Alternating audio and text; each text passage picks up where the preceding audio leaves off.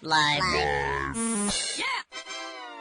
Due to some violent content, parental discretion is advised. Oh, I don't know what this thing is. I think it's a strip show, downstairs. Work there, dude. Welcome to DeaconLive.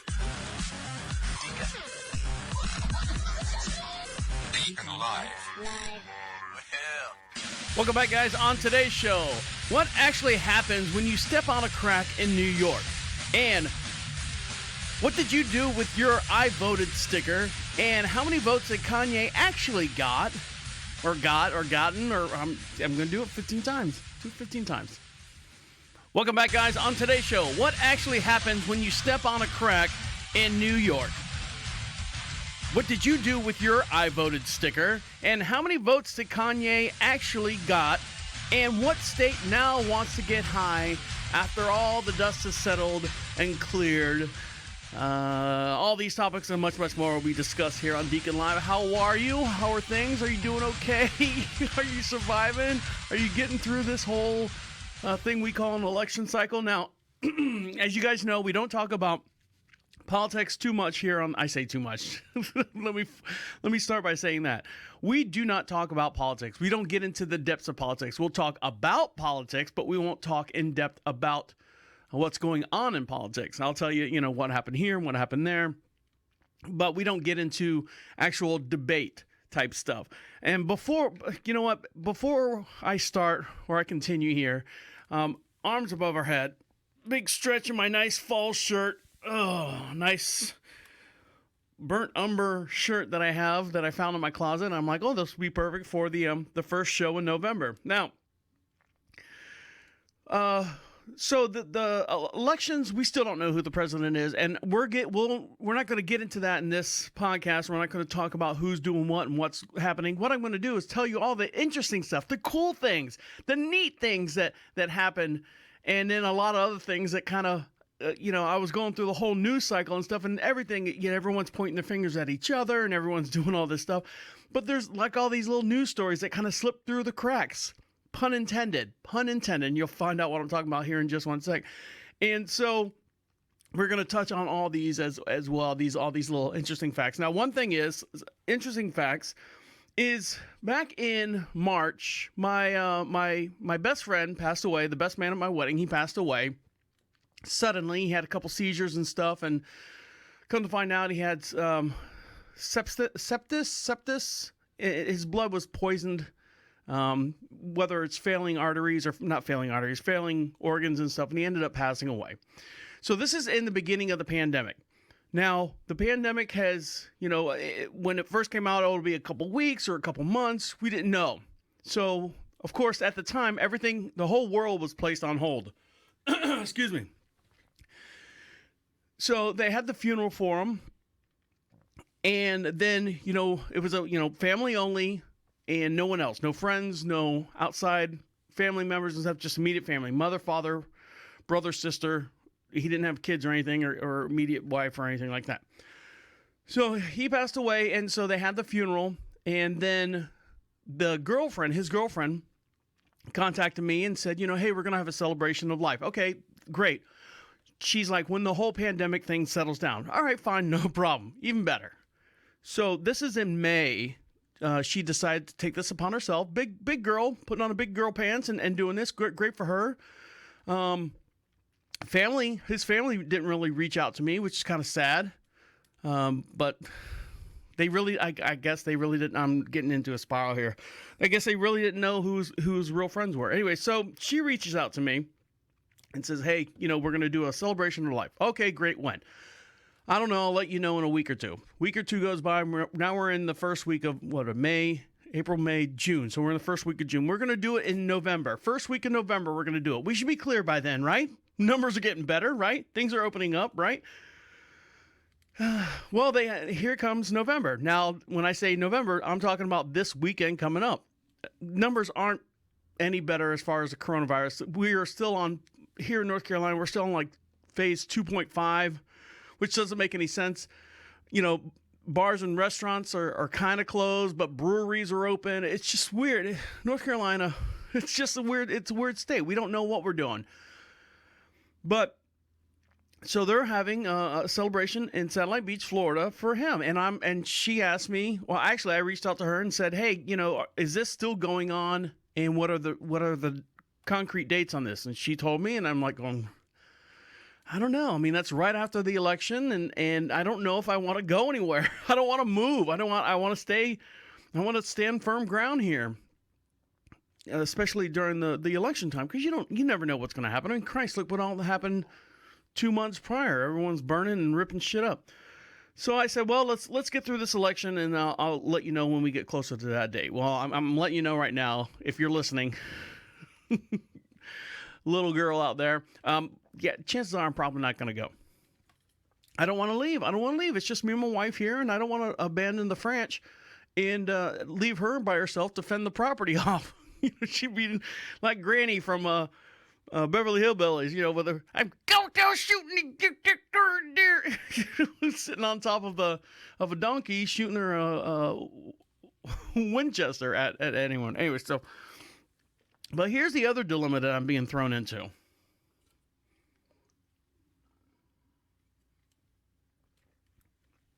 Our neighbor next door, our new neighbor, he's been here, I think, 3 years now. He has, 5 children, 6 children, I forget. But he's old. I mean, I say he's old. He's like my age. Well, that's old, Deacon. Thank you. And, he's got every 2 years he had a child. So, there's a 21-year-old, there's an 18-year-old, there's a 16-year-old, there's a 13-year-old, there's a 9-year-old, and now there's a newborn. And newborn's now, I think, 3 or 4 years old. Christ, I lost track. Put name tags on these kids. Well, anyways, the 18-year-old is getting married. And she's getting married. We found out 6 months ago, when the whole pandemic started, she's getting married. Fast forward to now, she's getting married this weekend. So I'm like, okay. We would cordially like to, we get the little thing in the mail from the people next door. You don't put a stamp on it. You just walk over to the mailbox, stick it in there. We would cordially invite you to the wedding party of blah, blah, blah, blah, blah. I'm like, okay. It's a private wedding party. It's not going to be at a big establishment. I think it's like one of their local churches. Are we allowed to go to churches yet? Are we allowed to go inside churches? I don't know. So it's now I'm obligated to go to this church or this gathering rather than going to the other gathering. Well, you have to understand it's a lot of driving or airport. I'm either flying down or driving down to Florida. I'm going to be susceptible to more people going down there than I would be at this wedding coming up. And the people next door, they're smart, they're intelligent people. They tend to keep their distance. The children are all homeschooled, and I think once they left high school, they actually went to a university, or they've got, I don't know the ins and outs. I'm making stuff up here, but kids are homeschooled up until a certain age, and then they go on to like regular private schools or charter schools or something like that. So there's that. So I'm like going, well, I guess I'm going to the wedding. And am I wearing a mask? And the mask that I have, says feed me more beer on the front of it. And that's the only mask I have. So I guess I have to get a wedding mask. That's something to match my outfit, my suit and tie. I'm not wearing a tux or anything, just a casual blazer, not even a blazer. Am I going to wear a blazer? I'm wearing a tie. So I guess something that's going to match my... And what is the appropriate thing? Does the mask have to match your shoes and belt, or does it have to match your tie? I don't know. These are things I need to know. These are things that I worry about going into this new wedding thing. So there you go. That's my dilemma. So I got 2 things going on this weekend. One of them, needless to say, it's like lesser of 2 evils. And I think that's what America right now is kind of looking at in general. But I feel obligated for them. They're nice. They're nice neighbors. They watch the horses. They watch the chickens and stuff. But yeah, they're the 18-year-olds getting married to another 18-year-old. That's young. That's young. I was watching, there's a thing on Netflix about the Challenger. And they were talking about, the 7 astronauts that passed away, and they just barely touched on their lives. And the main pilot, the captain of the crew, they had his wife on, and she's like, oh, and the guy, I forget, his name was Dick. So I'm going to say Dick and use it as a proper pronoun as much as possible. And, and me and Dick, we met in high school and we got married at 20, but that's what we did. We got married and we had our first child. I was 21 and he was, just turning 22. And this is like back in the early, late 60s, early 70s. And that's what you did. You got married at that age. Today, Christ, I didn't get married. And I say my first marriage, my only marriage, I waited until I was 40 years old before I got married. My wife, I've said this time and time again, wish we would have done a little sooner, but still, it's mine and her first marriage. But I know kids I went to high school with that got married right out of high school in the late 90s, mid to late 90s, and they're on their third marriage, second marriage, if that. And they've got, I don't know. So I wish them luck.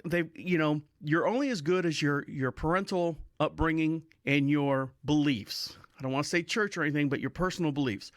So her family's great. They're very intelligent, smart family. They've got great beliefs. They got great morals, and hopefully she'll follow in their footsteps, and everything will be okay for them. All right. Did I get you? Did I get you all riled up? If not, well, guess what? I applied for something, and it's going to be exciting. I might be on TV. So when we come back, I'll talk about that here in just one sec. You're listening to Deacon Live right here on Prophet Radio. I'll be right back. Welcome back to Deacon Live. We have a new studio. We have a new affiliate with our studio, and that is the bringyoujoy.world. So we are now, for the month of November, we're going to be referred to as the Bring You Joy, the Bring You Joy studio. And what that is if you've ever been, how the hell do I sell this? Let's change screens here. Well, I guess I could say welcome back. We are now broadcasting from the bringyoujoy.world studios. For anyone out there that's going through grieving loss of a loved one, let's do that. Welcome back to Deacon Live. We are now broadcasting to you from the bringyoujoy.world studios. If you're going through a loss of a loved one and you don't know how to deal with it yourself, or you feel alone out there, go to bringyoujoy.world. And what they have there is an album with a whole bunch of different songs that kind of help you, guide you. Music kind of heals you in some way. And they've got an awesome album out there designed just for people that are grieving, to the different steps of grieving that you would go through with loss of a loved one. And half the proceeds go to benefit charity organizations to fund healing that is beyond what music can do.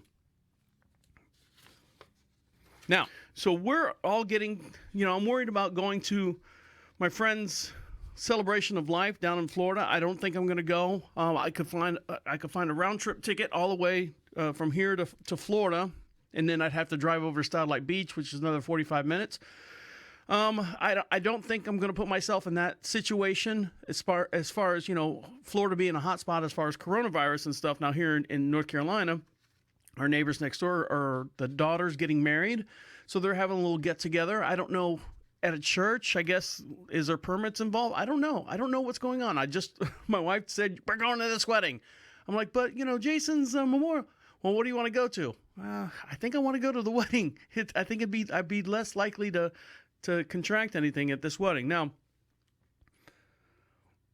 Thanksgiving's coming up, and they're already setting rules in some of these blue states. I say blue states. Sorry, we're not political, but some of these states are now setting forth some rules as far as what to expect and what to do when you're having your family over for Thanksgiving. Now, on the flip side of that, our family, her nieces and sister-in-law are flying up from Florida to hang out with us for 4 days here on the French. And I'm like, great, this should be good.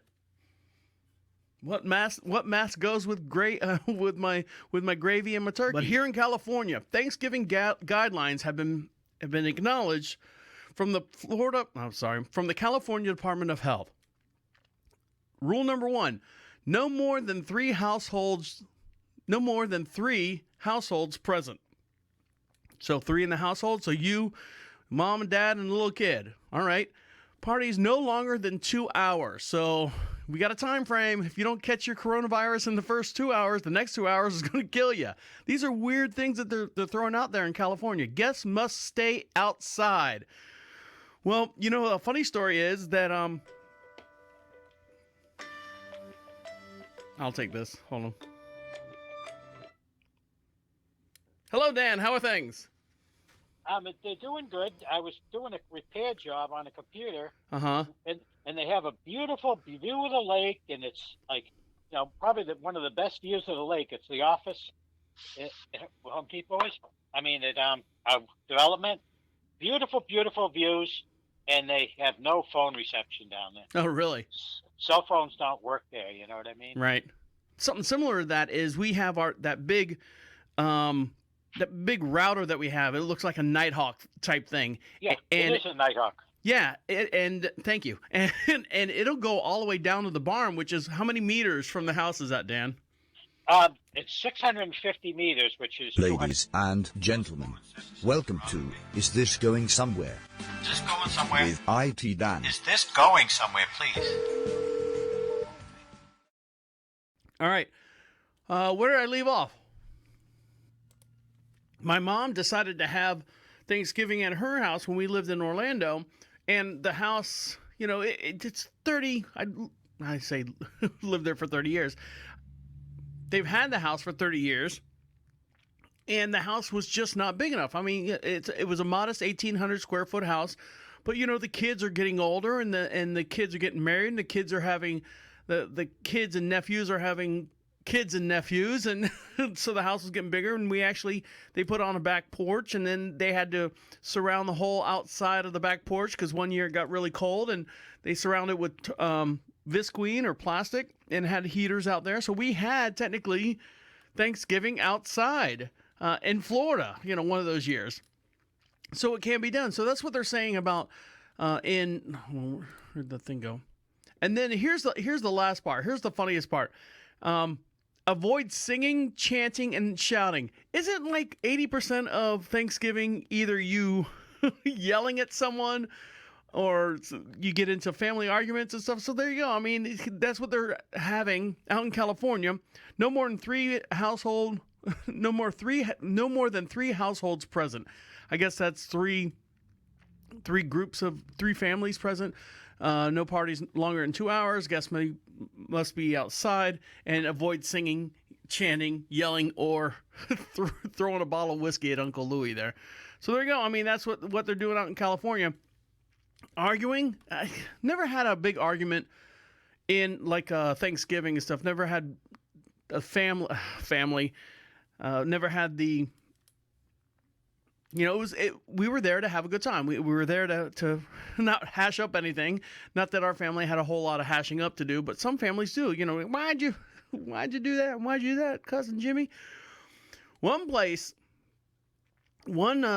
television show where they do a lot of hashing out and arguing and espionage is Big Brother, and yours truly has signed up to be on Big Brother.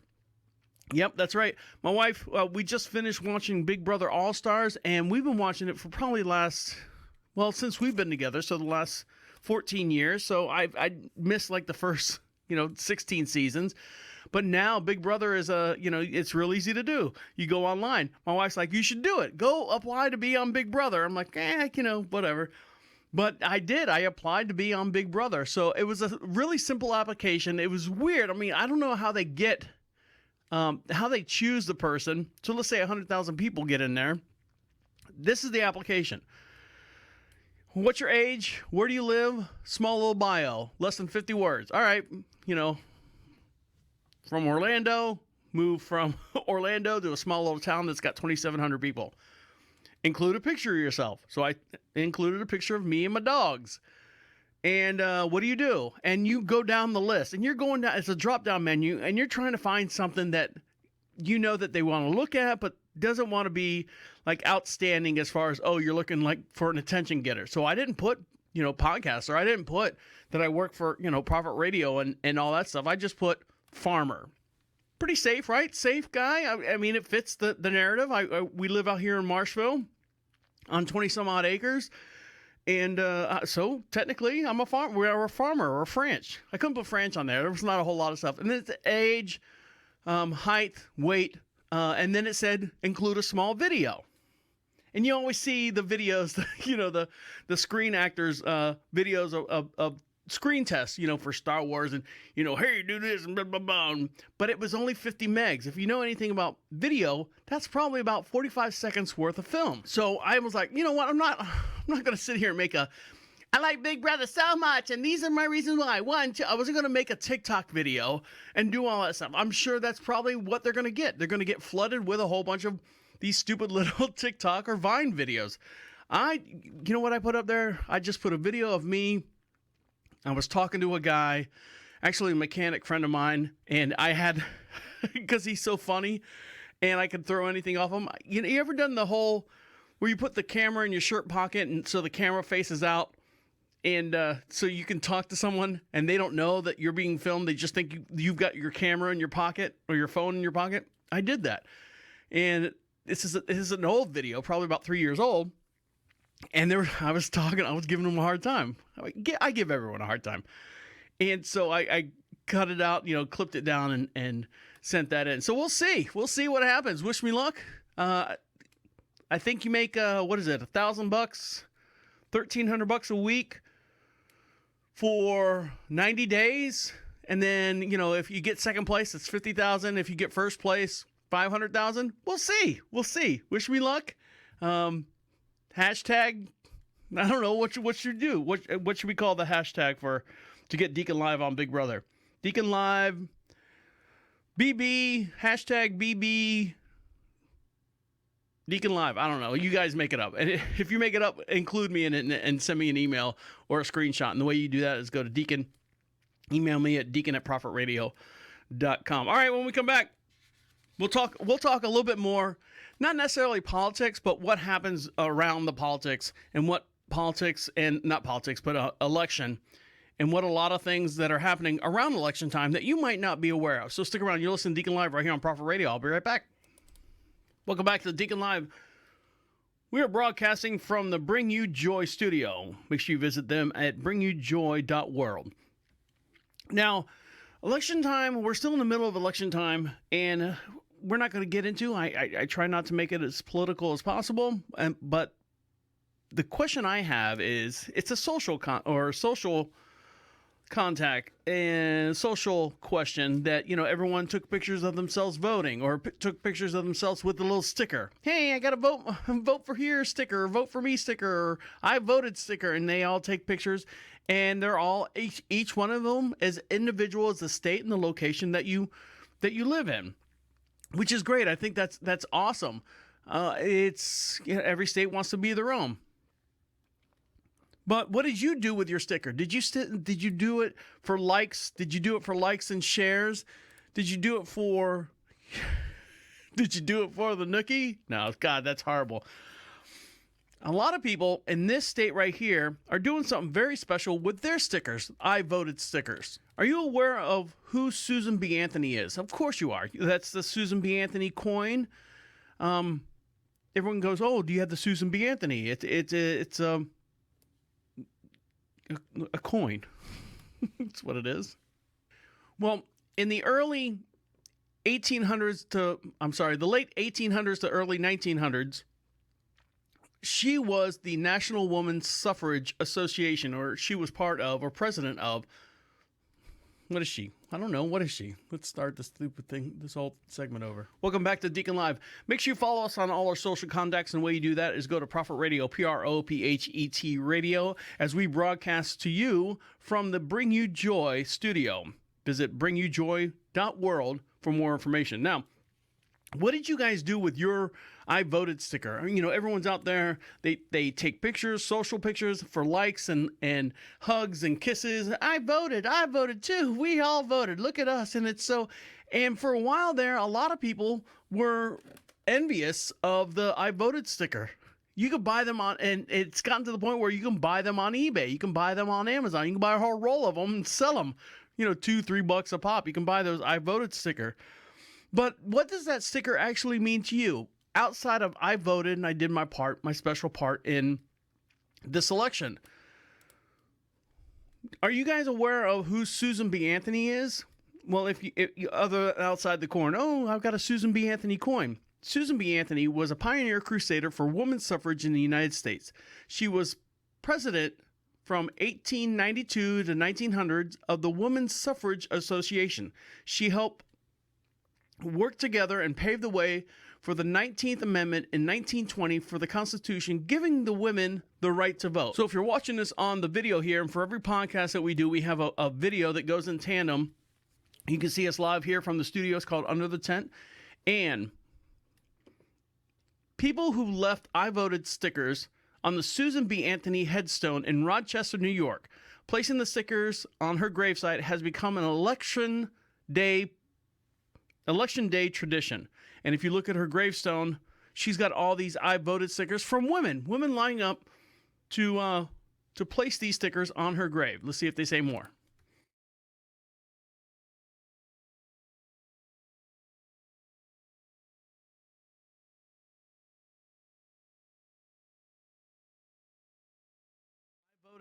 I voted today. All these different stickers are on her. They've done it so much that they actually cover the gravestone in like a plastic molded thing. And all these women are putting their I voted sticker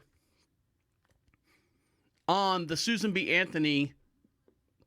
Every election they do this. Women line up for blocks to put their I voted sticker on her gravestone or her tombstone.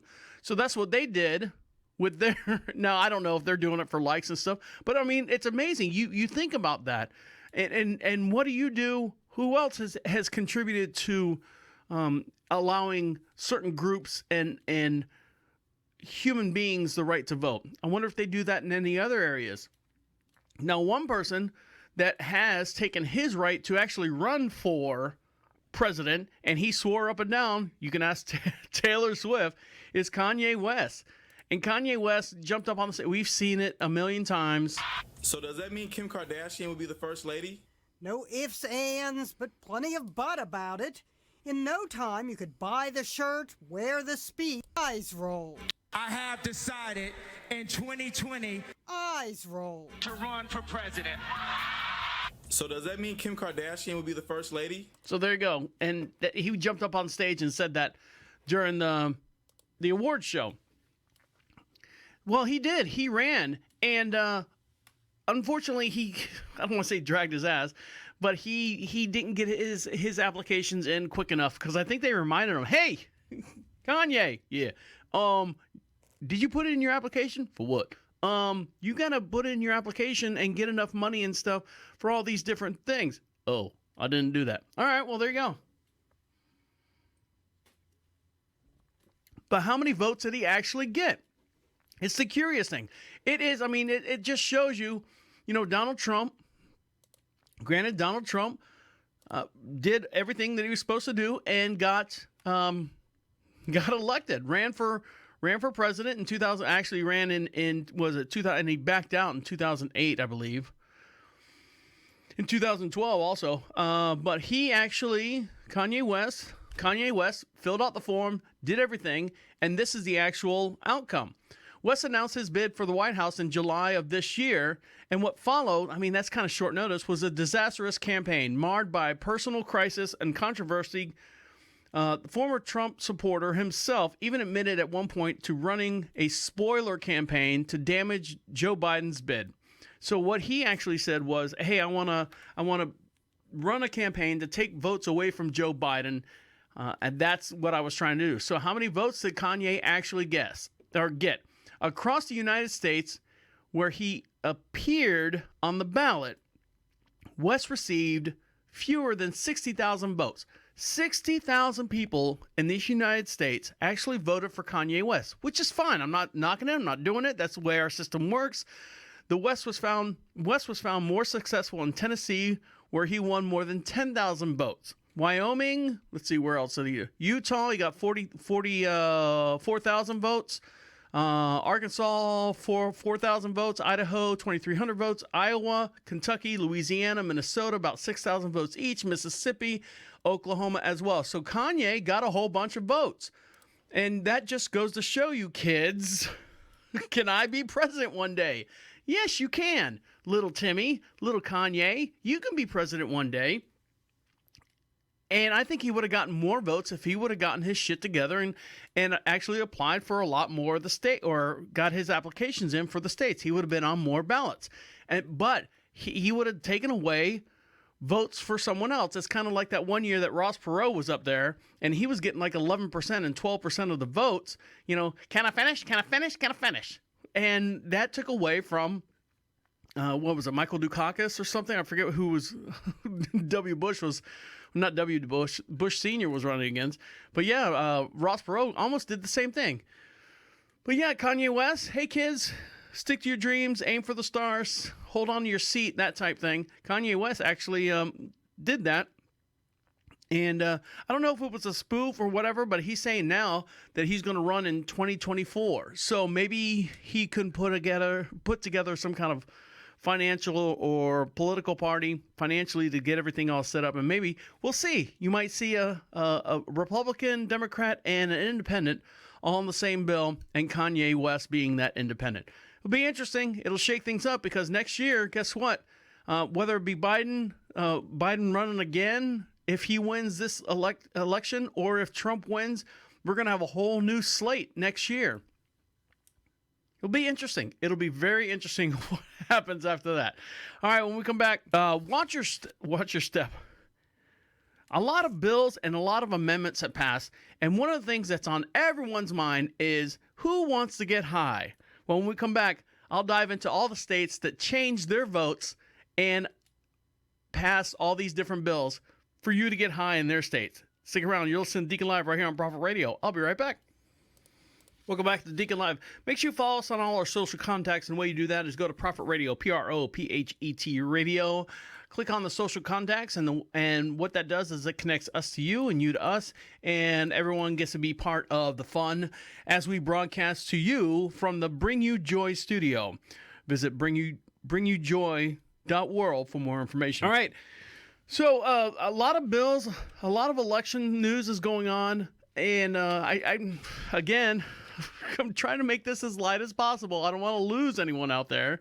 But guess what? Who likes to get high? I wish I could get high. I get too paranoid. I've told the story before. Last time I got high, I was a DJ in a nightclub. I'm working for a radio station down in Orlando, Florida. And I had a roommate because I was trying to make ends meet. It was my house, so I had to bring someone in to help me out. And I brought a doorman in and his stripper girlfriend. And we were smoking weed. I was drinking 40s, well, 32s, because we don't have 40s in Florida.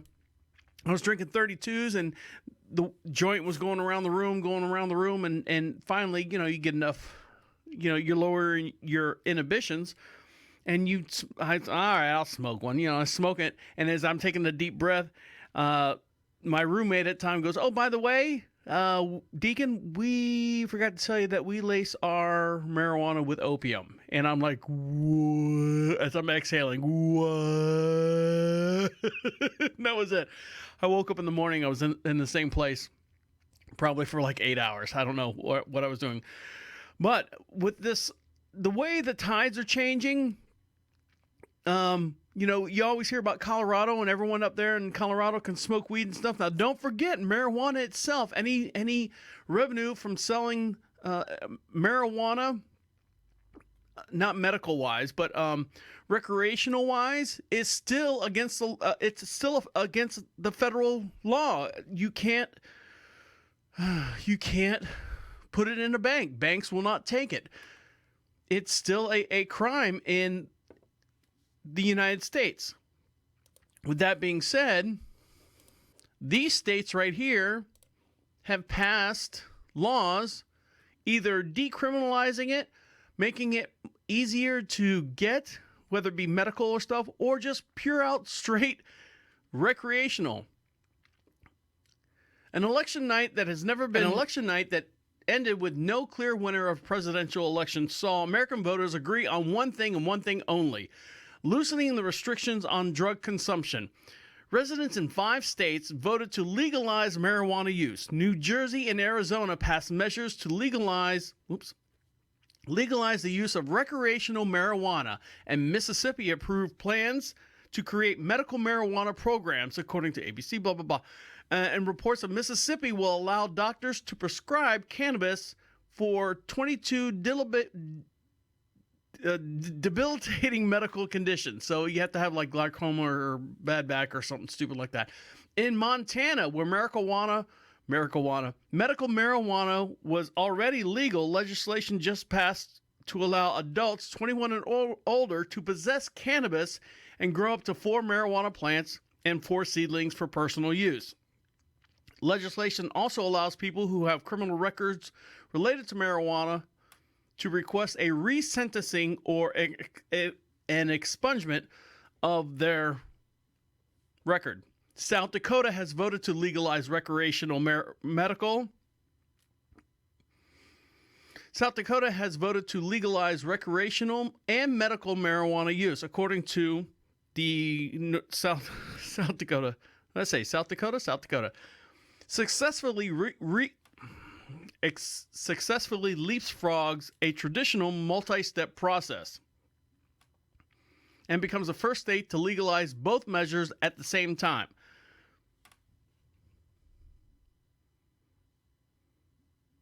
The network reports that the state currently has the toughest penalties for possession of marijuana, even in small amounts. Now, cannabis was not the only drug on the ballots yesterday. Now, listen to this. All right, let me switch screens here because this is very, very important. And I think it's important for all you guys to understand. Oh, they just want to smoke weed. They just want to, they make money and everyone wants to smoke weed and do all this stuff. Now, listen to what Oregon has done. Oregon became the first state to decriminalize hard drugs like heroin, cocaine, and meth in a vote that was 59 to 41%. The Drug Addiction Treatment and Recovery Act, which is what they actually passed, will transition Oregon's drug policy from punitive criminal approach to the humane, cost-effective health approach, which means is people who are suffering from addiction are more effectively treated with health care services, which that criminal punishments. If I can stop having all these ads push my screen down.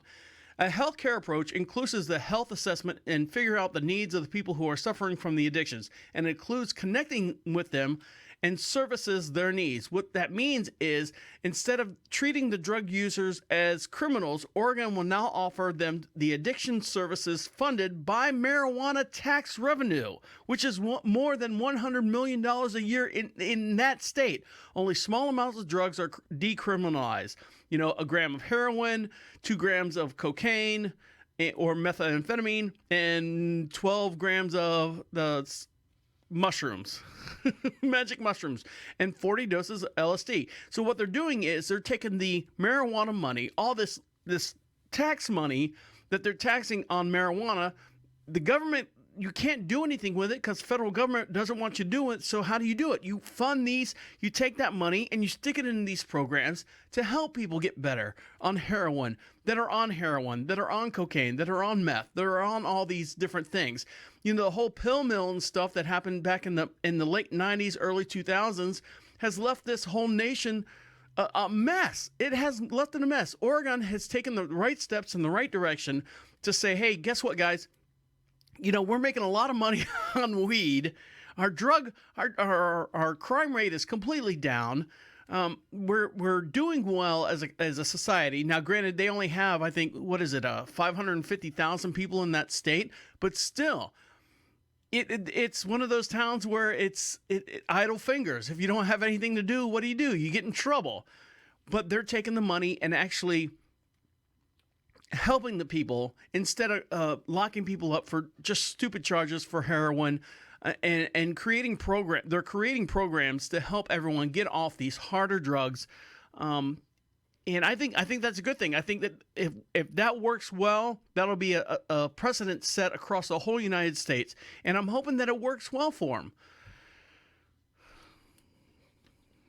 And maybe that's the direction we go to. Hey, guess what, guys?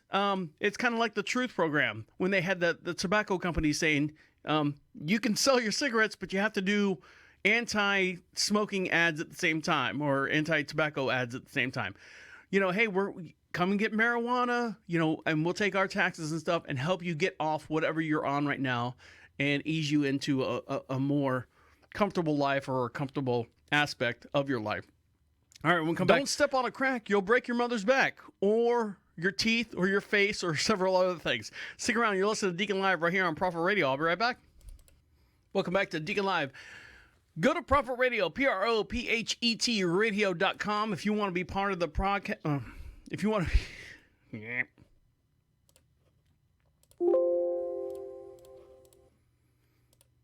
Welcome back to Deacon Live. Be part of the podcast.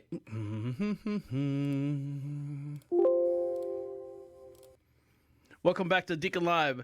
If you want to be part of the show, be part of the podcast itself, go to Prophet Radio, PROPHET radio. Click on the Be Heard section. Opens up a little microphone on your tablet, your laptop, whatever that you have going on. And you can leave a voice message, comes right to our email. We'll play it on the very next podcast, and you can be part of the show. You can have your own little voice, your own little character, and it doesn't matter what podcast that you're listening to. You want to talk about something from 3 years ago? Fine, bring it up. I'll talk about it. If you want to talk about something we talked about the other day, that's fine. We can do the same thing as well. We are broadcasting live from the Bring You Joy studio. Go to bringyoujoy.world for more information on that. Now, when you're outside, now these nights have been beautiful. You look up in the sky, and even though the hurricanes are gone, it kind of gets all the clouds out of the sky.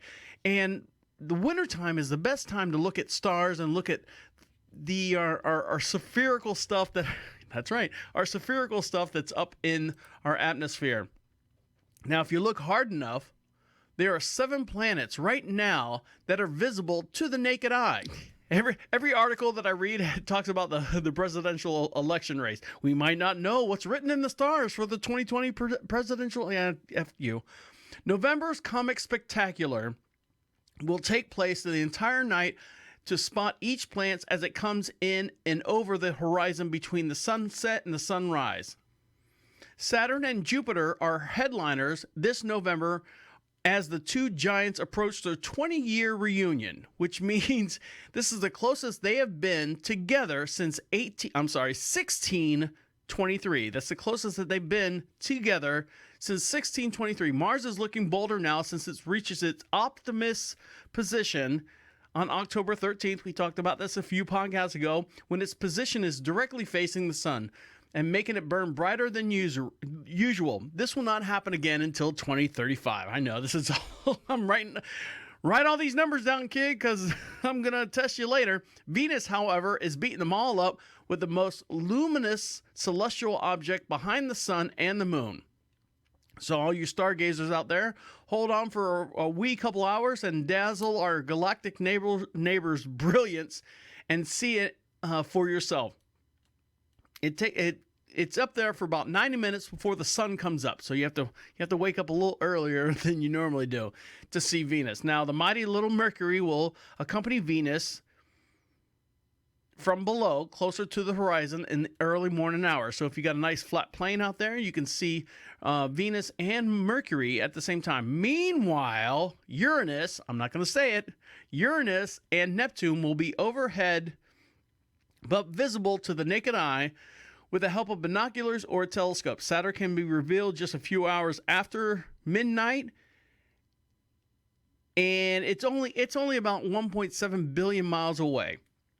Now, I want you guys to know, if you've got a Google phone or an Android phone, if you download Google Sky, go to your app store, it's a free thing, And it's like a camera. It's almost like a filter for your camera. And if you lift it up to the sky, it'll show you all the different constellations. It'll show you all the stuff in the air and show you the actual planets. And I've taken screenshots before and posted them on the Instagram and on our social pages. So it's very interesting when you see that. Now, make sure as you're looking up, and you're looking at all these celestial objects in the sky, you're also paying attention where you're walking. This gentleman right here was just minding his own business, walking in the Bronx one Saturday afternoon, when all of a sudden, Leonard Shoulders, 33, was waiting at the bus terminal on 3rd near 183rd Street when the sidewalk accidentally cracked and swallowed him up whole. Here's a video right here for you. And every podcast that we do has a matching video. You can see everything that goes on here in the studio in real time. Make sure you follow that as well. So here's the video. Commercial, guarantee it. You have to take a second and watch this video right here. Close eye from the Bronx here. Look at that. A man recovering after falling at least a dozen feet underground. He was waiting for the bus when the sidewalk just went out from under him. So, you know, if the floor ever drops out, if something you fall underneath, what's your first reaction? Put your arms out, right? Put your arms out. Hey, I'm falling straight down. Put my arms out. So this guy, it's a little security camera here. But he said what he saw next was even scarier than that free fall. Want to get out to News 4's Mark Santia live in the Belmont section of the Bronx. Mark, what a fall. And I understand you talked exclusively with the man's mother. So the question is, what happens next? What happens next after he falls through the concrete? You know, do they get him out like, what is it, baby Jessica in the well? Does he come out okay? So listen to the story as it unfolds. We did speak with his mom. The man is still in the hospital. Natalie, you can see this temporary green construction fence behind me. It stretches down the block. This as crews work to fix that hole. Now, there's a busy bus stop over here. You always see people standing, waiting to catch a bus. Leonard Shoulders was one of those people. He was just standing on the sidewalk when the sidewalk opened, and he fell through. Minding his own business. Now, think about it, you know, technically, what would happen if you fell down through a hole? You always worry about, like, is your chin gonna bump up? Is your face gonna get scraped? You know, you're falling through a hole in the concrete. Stick with us. Watch the man in the green sweatshirt. That is Leonard Shoulders. He walks along the sidewalk of 3rd Avenue right across from St. Barnabas Hospital. Leonard is waiting for his bus. He steps forward and then falls through the sidewalk. Take a look at that again. The sidewalk opens up. Leonard tries to hold on, but drops 12 to 15 feet below. Almost 2 stories, he falls through the ground. Falls through the ground. Hey, Leonard, where'd you go? Below the ground. He's traumatized. He said he went straight down and he was just falling.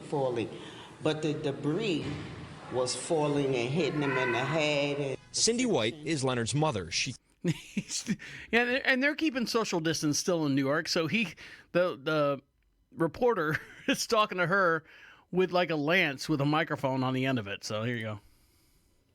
Cannot believe what happened to her son. Cindy says he's traumatized. In this video, you can see people look down the hole. They're asking Leonard to wave his hands and scream if he's okay. Wave him like you just don't care, Leonard. Come on. Are you good? Hey, the man waves, but refuses to open his mouth because... So he's like, Mom, the rats down there were ridiculous. Like, he was like, they were so big, and he was scared to yell out because he thought that they were going to go in his mouth. Police and fire arrive. They get to...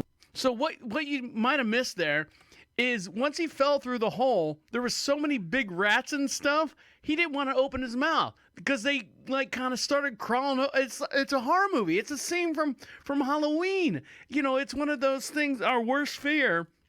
You've seen them in, like, you know, when you do the haunted walks and stuff, when you go into those houses, oh, rats and stuff. That's nothing. No, he couldn't move. The rats were crawling all over him. He didn't scream because he didn't want the rats to go in his mouth. He was stuck for about an hour and a half until help arrived. work, the FDNY spends more than 30 minutes carefully removing Leonard from the hole before he's loaded into the ambulance. He's alive. Let's thank God. And now he's even more loaded because of this thing. There are 3 businesses behind this temporary construction fence. Those 3 businesses here, they're all closed down as crews work to fix that hole. Then they'll be given the all clear. We're live in the Belmont section of Bronx. I'm Mark Santia, News 4 New York. There you go. So he fell through the hole, and he said, you know, you always hear stories about rats being bad in New York and the areas and the boroughs and stuff, but you never really, there's a rat there. And no, he fell through the concrete, and I don't know what's below in the concrete, but he fell through it, and he started getting rats and everything in his mouth, and he was like going, "Hey, are you okay? Go away. I can't talk. I don't want rats too." All right. When we come back, I'm going to touch on one more thing, and then I'll let you guys get back to what you got to do. You're listening to Deacon Live right here on Prophet Radio. I'll be right back. Welcome back to Deacon Live. Make sure you follow us on all our social networks, and the way you do that is go to Prophet Radio, PROPHET Radio. Click on the social contact tab.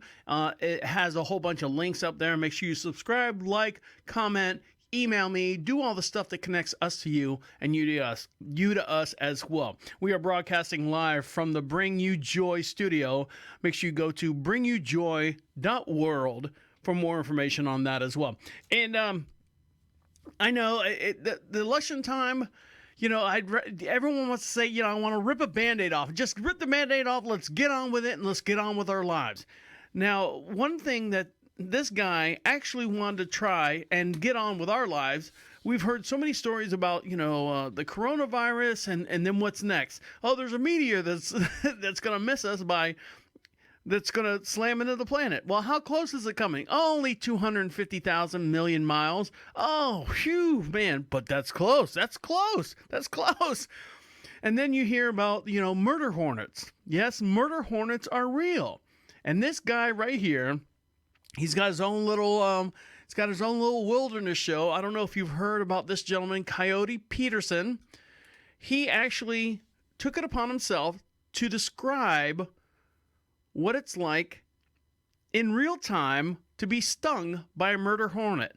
And the way you see this video is make sure you go to prophetradio.com, click on the Deacon Live section, and every podcast that we do has a matching video called Under the Tent.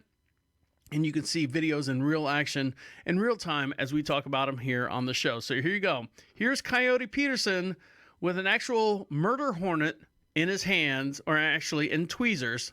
Let's see what happens. You want? Wow. It looks just right. like, it looks Everyone just take a moment to soak this in. It looks just like the ones that, it's about 2 inches long. That is an enormous hornet. Look at its abdomen pulsating. And you look at the mandibles, those are used for chomping. I think I may also take a bite during this video as well, which I'm kind of afraid of.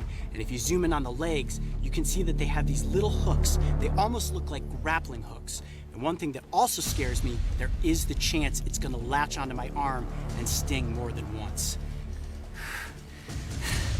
I can't stop my hand from shaking. I haven't been this nervous since the tarantula hawk. Sure you want to do this? Yeah, there's no turning back now. No turning back. All right, you guys ready? I'm ready. Ready if you are. I'm Coyote Peterson, and I'm about to enter the sting zone with the Japanese giant hornet. 1. Here he goes. 2. Mm-hmm. Here we go. 3.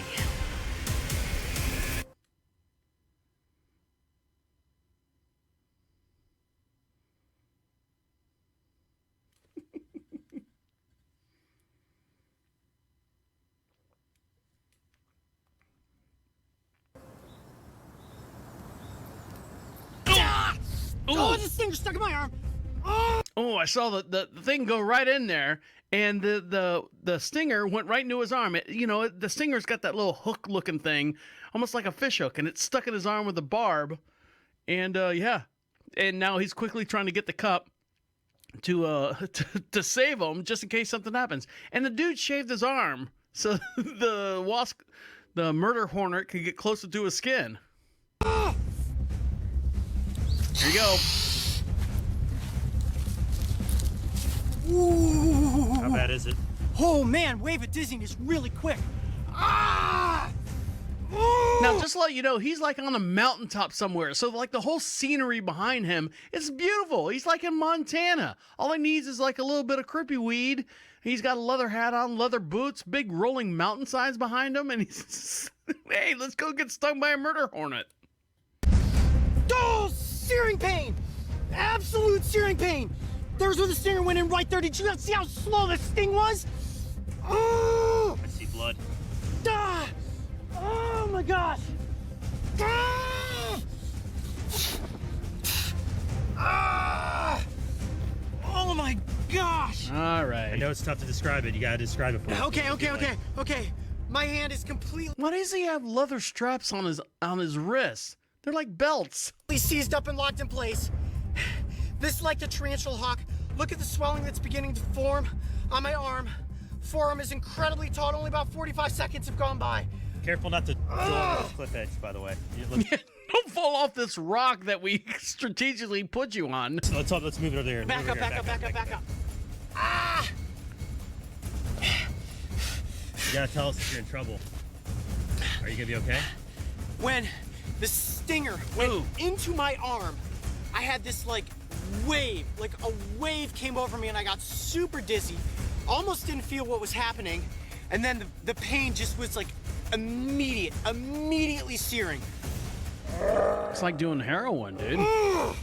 Look at your arm. Oh my gosh. You look at it. Look at that. Are you looking at it? Wow. You are swelling like crazy. He's swelling up bad. Hang on a second. Let's put a circle around where the swelling's at to see the progression of it. Circle, dot, dot. Outer. And then that is the immediate right there.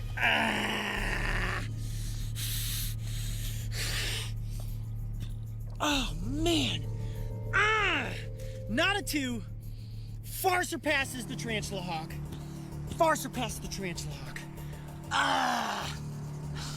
Here. Look at this. If I turn my arm sideways, look at the welt on my. Oh. Okay. Can't touch near it. Holy Jesus. Shooting pain if I touch near it. Wow. Looks like a big pus bucket. Gosh. I can see that your wrist is starting to swell. Do you want to take your watch off? It's not a watch, Lance. It's a wrist protector. No relief yet. It's just a matter of harnessing the pain, controlling the level of pain, and rolling around on the ground and screaming at this point. It really isn't doing me any good. Yeah, so shut up. All right, let's cut cameras and come back in about 5 minutes. All right. Let me get a drink of water. Get some water. Get that poison going through your veins a little bit quicker. There you go.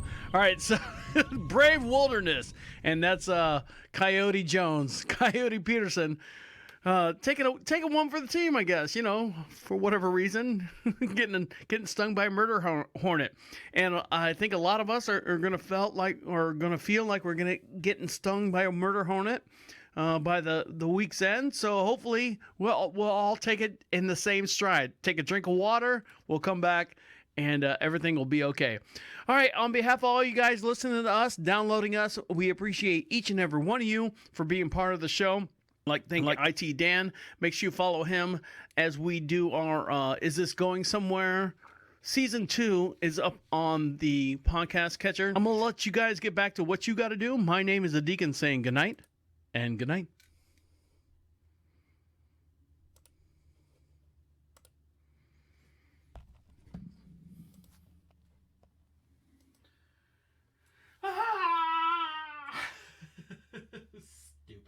Stupid.